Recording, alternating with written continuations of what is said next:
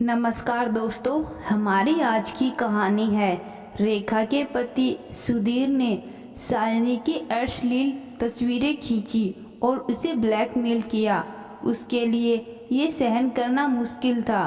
रेखा और सुधीर दोनों के बीच हनीमून को लेकर बहस छिड़ी हुई थी। रेखा को कश्मीर पसंद था, लेकिन शादी ऐसे मौसम में हुई कि बर्फ के पहाड़ और ठंडी हवा की कल्पना से ही खून जमने लगता था। सुधीर ने सुझाव दिया, न मुंबई, मद्रास या गोवा चला जाए, या फिर गोवा चलते हैं। वह समंदर, नारियल के पेड़ और सुधीर जब तक अपनी बात पूरी कहता, उसके दोस्त और सगे मौमेरे भाई अमित आ गया। शायद मैं गलत वक्त पर आ गया। अरे नहीं यार, दोस्त लोग कभी गलत वक्त पर नहीं आते। मुझे नॉक करके आना चाहिए था। मैं तो भूल ही गया कि अब तेरी शादी हो गई है। अब तक चाय नाश्ता सुधीर की माँ ने काम वाली रिका के साथ कमरे में भिजवा दिया था। उसके पीछे पीछे वो भी कमरे में आ गई। सुधीर, अब तो तुम दोनों को हनीमून का प्रोग्राम कुछ दिनों के लिए टालना पड़ेगा। इसी 10 तारीख को अमित की शादी है, अमित भैया की शादी। रेखा को यकीन नहीं हो रहा था, लेकिन मिठाई का डब्बा और इनविटेशन कार्ड देखकर उसे विश्वास करना पड़ा। सुधीर भी हैरान था कि नक चढ़े अमित को कोई लड़की इतनी जल्दी पसंद कैसे आ गई। बस ये समझ लो कि मेरी तो लॉटरी निकल आई। जैसी लड़की मैं चाहता था वो बिल्कुल वैसी है, सुंदर, सुशील और संस्कारी। स्वभाव में भी मेरे स्वभाव से मेल खाती है। वो सुधीर की ओर देखते हुए बोला, तो यार दोनों वादे पक्के रहे ना? बिल्कुल, तेरी बात कैसे टाल सकता हूँ। अमित चला गया और रेखा ने पूछा, अमित भैया कौन से दोनों वादों की बात कर रहे थे? एक तो उसकी शादी की वीडियो फिल्म मैं अपने हाथों से बनाऊं, और दूसरा कह रहा था हम दोनों जोड़े एक साथ हनीमून बनाने चलेंगे। पहले अमित की वाइफ को तो आ जाने दो, फिर तुम दोनों मिलकर डिसाइड कर लेना। अमित की शादी की तैयारियां जोर शोर से शुरू हो गई। शादी से 2 दिन पहले वैवाहिक कार्यक्रम शुरू हुए तो सुधीर के परिवार के सभी सदस्य घर के ताला लगाकर अमित के घर रहने के लिए चले गए। सुधीर पूरे मन व उत्साह से शादी के फंक्शन की वीडियो फिल्म बना रहा था। लड़की वाले अच्छे संपन्न लोग थे। शादी उसी शहर में होने के कारण बारातियों की संख्या काफ़ी बढ़ गई थी, लेकिन लड़की वालों की तरफ से आदर सत्कार में कोई कमी नहीं रखी गई। सुधीर को लग रहा था अमित सही कहता था।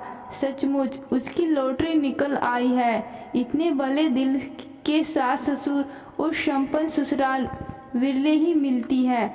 उसे पूरा विश्वास कि अमित की वाइफ भी जरूर हूर की परी ही होगी। मामूली शकल सूरत अमित के गले से कहाँ उतरेगी। वो तो शुरू से ही फिल्मी अप्सराओं जैसी खूबसूरत फैशनेबल वाइफ की कल्पना करता रहता था। स्टेज पर दूल्हा दुल्हन एक दूसरे को वरमाला पहनाने के लिए पहुँचे तो सुधीर को भी स्टेज पर पहुंचकर अमित के नज़दीक खड़ा होना पड़ा, जिसमें वो सामने से वरमाला लेकर सहेलियों के साथ आ रही दुल्हन की तस्वीर सही ढंग से खींच सके। फिर अचानक कुछ ऐसा हुआ कि सुधीर को जोरों से चक्कर आया और वो कैमरा हाथ में पकड़े ही एक और लुढ़क गया। कुछ दोस्तों ने घबराकर सुधीर को संभाला और शादी के मंडप से हटाकर कमरे में ले आया गया। डॉक्टर को बुलाया गया। प्राथमिक चिकित्सा देकर डॉक्टर ने सुधीर को स्वस्थ घोषित कर दिया। साथ ही नींद का इंजेक्शन लगाकर हिदायत भी दी कि इस समय उसे आराम की सख्त ज़रूरत है।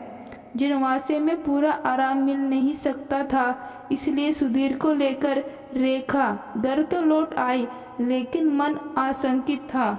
अचानक सुधीर को चक्कर क्यों आया? कहीं इसे कोई दिमागी बीमारी तो नहीं, या कोई टेंशन? रात में परिवार के सभी लोग घर लौट आए। सुधीर की तबीयत को लेकर सभी चिंतित थे। अगले दिन सुधीर के मना करने पर भी उसका बड़े से बड़े डॉक्टर से चेकअप करवाया गया। जब सभी ने उसे पूर्ण स्वस्थ घोषित किया तब जाकर सबने राहत महसूस की। अमित शादी के तीसरे दिन सुधीर की कुशल पूछने उसके घर पहुंचा। सुधीर को कुछ अच्छा नहीं लग रहा था। बोला, यार कम से कम हफ्ता भर तो भाभी के पास बिता लेते, अभी से बाहर घूमना शुरू कर दिया। पत्नी का शैतान दोस्त से बड़ा नहीं होता मेरे भाई। सालू खुद भी तेरे लिए चिंतित है। अब कैसी तबीयत है तेरी? बिल्कुल ठीक। कुछ देर तक इधर उधर की बातें चलती रही। अचानक अमित ने पूछा, तुम मेरी शादी में अपने हाथों से वीडियो फिल्म बनाने का वादा तो पूरा नहीं कर पाए, अब हनीमून बनाने कहाँ चलना है? तुम और शालिनी चले जाओ, तुम और भाभी नहीं चलोगे? रेखा को कश्मीर पसंद है, सोच रहा हूँ गर्मियों में उसे कश्मीर ले जाऊंगा। अमित के जाने के बाद रेखा उदास हो गई। बोली, क्यों मना कर दिया? हनीमून तो शादी के बाद शुरुआती दिनों में ही मनाया जाता है ना, या 6 महीने बाद? अमित और शालिनी के साथ जाना उचित नहीं लगा। वो लोग संकोच में डूब रह सकते थे। उन्होंने अकेले ही जाने दो।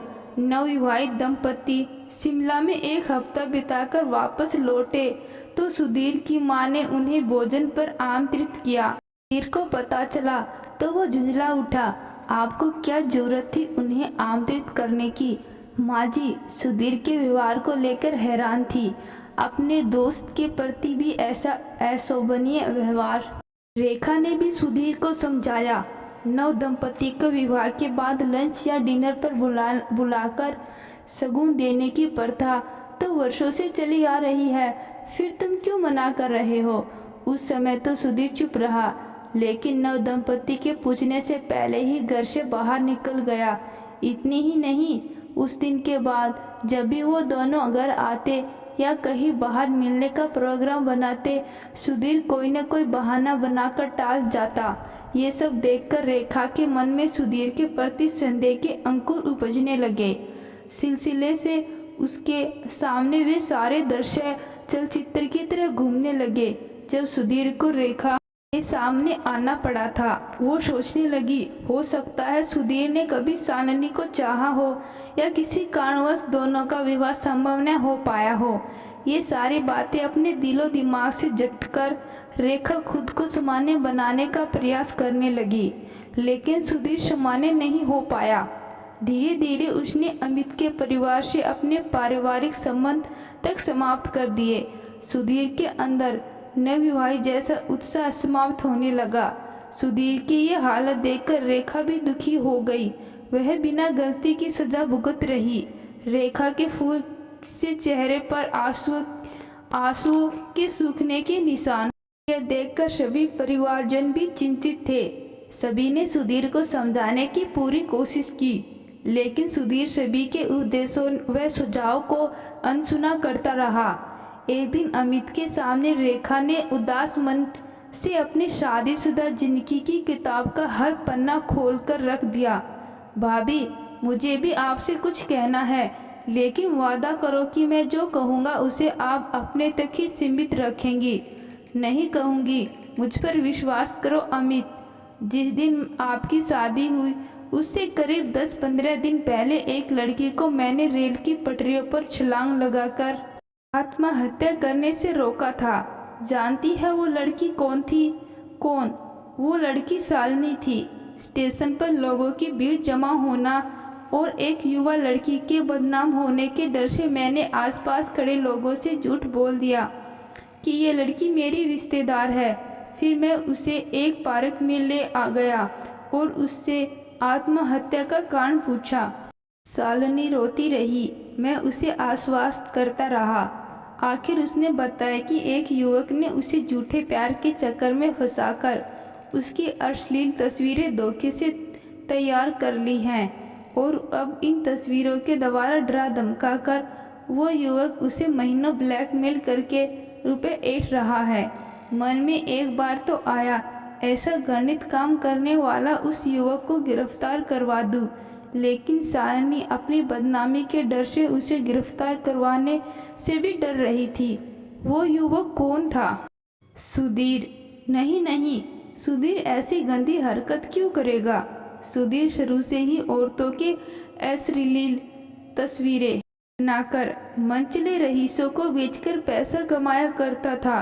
कभी मैंने उसे रोकने की कोशिश भी की तो मुस्कुराकर कहता, दुनिया में जब तक तस्वीरों पर मरने वाले जिंदा हैं, मैं ऐसी तस्वीर बनाकर बेचता रहूँगा।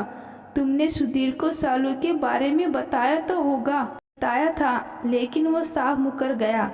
तब मैंने स्वयं सालों से शादी करके उसे नया जीवन देने का फैसला किया। सहानुभूतिवश रेखा ने तंज कसा।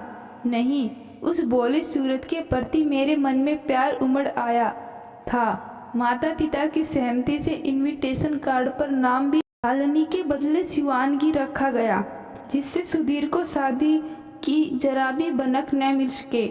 हमारा वैवाहिक जीवन बड़े आराम से बीत रहा है, लेकिन मेरा जीवन तो अभिशाप बनकर रह गया है।